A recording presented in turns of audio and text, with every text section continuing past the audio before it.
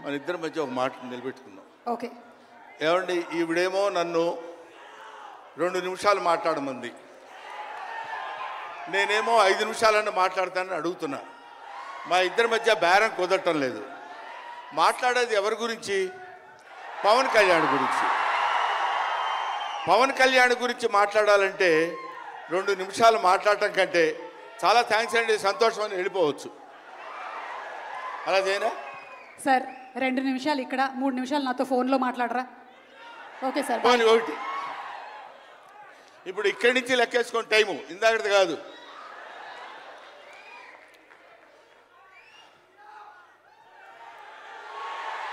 ఇక్కడ వాళ్ళు అలాగే అంటారు కానీ నేను 15 నిమిషాలు తీసుకుంటా టైం. నా సంగతి నాకు తెలుసు. పవన్ కళ్యాణ్ గారి గురించి నేను ప్రత్యేకంగా చెప్పాల్సిన అవసరం లేదు. ఆయన మానవత్వం పరిమళించిన మంచి మనిషి. ఎంత గొప్పవాడంటే చాలా గొప్పవాడు అని చెప్పడానికి మాత్రమే మనకు చేతనవుతుంది. చిన్నప్పటి నుంచి ఆయన 17వ సంవత్సరం నుంచి నేను చూస్తున్నటువంటి వ్యక్తిగా నాకు తెలుసు.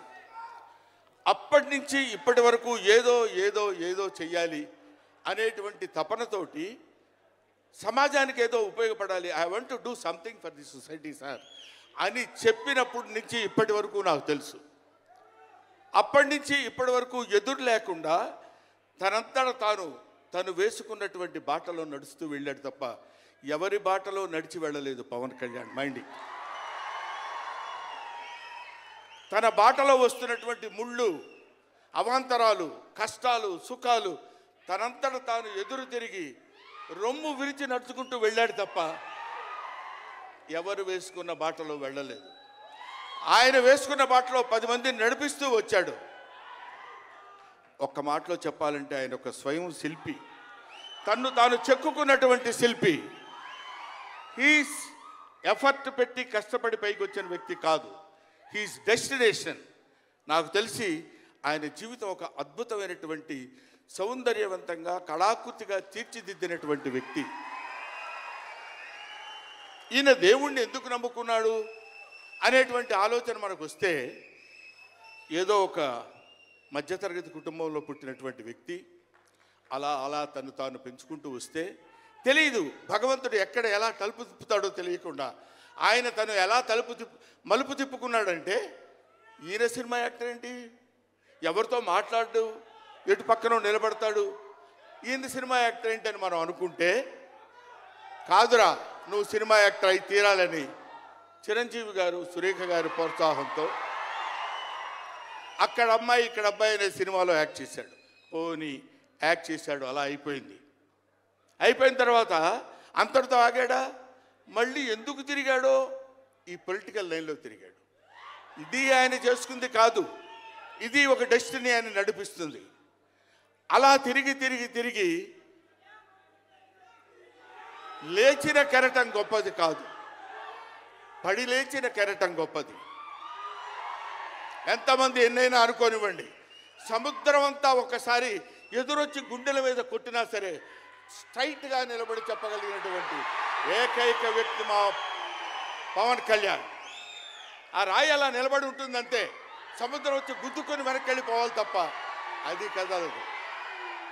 అది ఆయన గొప్పతనం కాదు, దిస్ ఈజ్ ఆల్సో డెస్టినీ. ఆయన అలా రుచించబడ్డా అటువంటి వ్యక్తి ఇన్ని అవమానాలు, ఇన్ని భయంకరమైన సిచ్యువేషన్ అంతా తిరగబడి ఈయన మినిస్టరా, ఈయన డిప్యూటీ సీఎమ్మా, ఇది ఆయన గొప్పతనం కాదు. This is also destiny. ఇదంతా ఆయన నమ్ముకున్నటువంటి పరమేశ్వరుడు లిఖించినటువంటి ఒక అద్భుతమైనటువంటి సిచ్యువేషన్ అయింది. అందువల్ల పవన్ కళ్యాణ్ గారు బతుకు మీది, చావు మీది, బతుకంతా దేశానిది అంతే. పుట్టుక మీది, చావు మీది, ఈ రెండే మీవి. అలాగా తన ఎందుకండి ఆయనకి మేము ఎన్నోసార్లు చెప్పాం, మమ్మల్ని మామూలుగా నేను పెద్దవాడిని కాబట్టి డైరెక్ట్గా తిట్టలేక చిన్న మందలింపించినది. ఎందుకంటే మనకి ఆ రాజకీయాలండి ఎందుకండి నో. ఎప్పుడైతే మూర్ఖత్వం అనే పదం మనం వాడతాం, కానీ మూర్ఖత్వానికి ఇంకో పదం ఏంటంటే పట్టుదల. పట్టుదల ఉంటే ఏదైనా చేయగలం. నువ్వు నా దగ్గరికి రావద్దు సుమా, వెళ్ళు. పట్టుదల ఉంటే మనం ఏమైనా చేయగలం అని చెప్పడానికి మహానుభావులు ఎంతో మంది పట్టుదలతో పుట్టారు పెరిగారు. ఒక లాల్ బహదూర్ శాస్త్రి పట్టుదల, ఎడం చేత్తో కుడి చేత్తో పుస్తకాలు పట్టుకొని ఎడని చేత్తో గంగానది ఈదుకుంటూ వెళ్ళి చదువుకున్నటువంటి దాదాసాహెబ్ ఫాల్కే అంబేద్కర్. ఆయన పట్టుదల. ఎంతమంది చెప్పినా వినకుండా నేను I want to know the truth అని చెప్పినటువంటి రమణ మహర్షి పట్టుదల, రామకృష్ణ పరమహంస పట్టుదల. వీళ్ళందరూ పట్టుదలతో పుట్టారు, పట్టుదలతో పెరిగారు కాబట్టే ఇవాటి వరకు ఇలా నిలబడగలిగారు. ఇప్పుడు నేను చెప్పేది, రేపొద్దున ఆయన ఎంత గొప్పవాడు అవుతాడనేది మనం నిర్ణయించలేము, మన చేతుల్లో లేదు. ఇవాళకి ఈ స్టేజ్కి వస్తాడని మనం అనుకోలేదు. ఇక తర్వాత ఏ శిఖరాలనైనా అధిరోహించబోతున్నాడో అది ఆయన చేతుల్లో లేదు, మన చేతుల్లో లేదు. సకల సృష్టి స్థితి రేఖాడుడైన భగవంతుడి చేతుల్లో ఉంది. కాబట్టి ఆ నిర్ణయించినటువంటి ఆ డెస్టినీని నమ్ముకొని వెళ్ళేటువంటి మనిషి కాబట్టి ఆ మహానుభావుడు ఇంకా ఇంకా ఇంకా ఎన్నో స్థితులకు వెళ్ళాలి, ఎన్నో స్థితులను అధిరోహించాలి అని మనం కోరుకుందాం. అధిరోహించి తీరుతాడు. అస్తు అస్తు అస్తు, శుభమస్తు. ఇది జరిగి తీరుతుంది, ఇది నిత్య సత్యం. చాలు. ఏవయ్యా, నువ్వు పొగట్టడానికి వచ్చావా ఇక్కడికి? పవన్ కళ్యాణ్ గురించి చెప్పడానికి వచ్చావా, లేకపోతే ఆయన గురించి గొప్పగా చెప్పడానికి, ఆయన్ని పొగట్టడానికి వచ్చావా అనుకోవచ్చు. మీకు ఒక చిన్న విషయం చెప్తున్నాను. ఆయన సంవత్సరం క్రితం చూశాను, 1 year బ్యాక్ చూశాను, మళ్ళీ ఇప్పుడు చూస్తున్నాను. మధ్యలో ఒకసారి ఏదో ఒంట్లో బాగోలేదంటే మాత్రం చూశాను. ఆయనతో ఫోన్లో మాట్లాడింది లేదు, ఆయన గురించి నాకు తెలిసింది లేదు. మా ఇద్దరి మధ్య ఉన్నది స్నేహం కాదు, ఆత్మీయత. ఆత్మీయత వేరు, స్నేహం వేరు. ఆత్మలు కలిసేటువంటి ఒక అద్భుతమైనటువంటి సంబంధం మా ఇద్దరి మధ్య ఉంది కాబట్టి మనం చెప్తున్నాం. సరే, ఇక నీ సోది ఆపబోయా, చెప్పు హరిహర వీరమల్లు గురించి.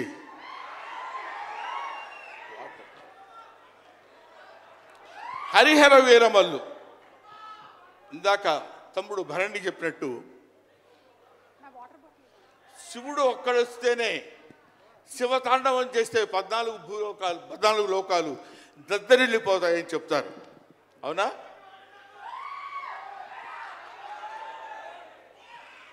శివుడు త్రిశూలం పట్టుకొని తాండవం చేస్తే గడగడ గడగడగడ భూలోకం అంతా ఉణికిపోతుంది. అటువంటి శివుడు వస్తున్నాడు. విష్ణుమూర్తి సుదర్శనాన్ని వదిలితే ఎంతోమంది శిశుపాలు నుండి సంహరించగలిగిన శక్తి ఉంది అతనికి. ఒకడు హరుడు, ఒకడు హరి. విష్ణుమూర్తి శివుడు వీళ్ళిద్దరూ కలిసి వస్తున్నాడు. హరిహర వీరమల్లు పేరుతో వచ్చినటువంటి హరిహర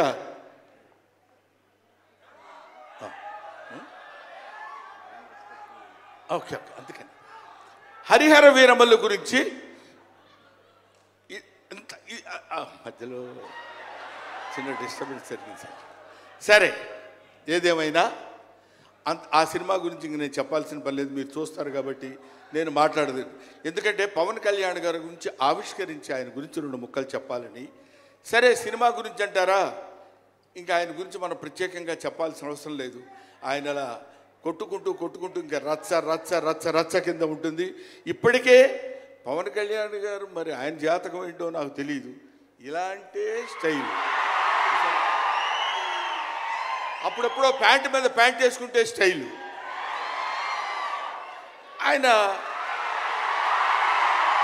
కారణజన్ముడు కాబట్టి ఇంకా నన్ను అనవసరంగా వెనకాల జుట్టు పట్టుకొని లాక్కి వెళ్ళిపోయేటట్టుంది సుమా, మా అమ్మాయి. కాబట్టి I wish you all the best. ఎప్పటికైనా మీ ఒళ్ళో తలపెట్టుకుని ఎక్కెక్కి ఏడవాలని ఉంది పవన్ కళ్యాణ్ గారు. Thank you very much.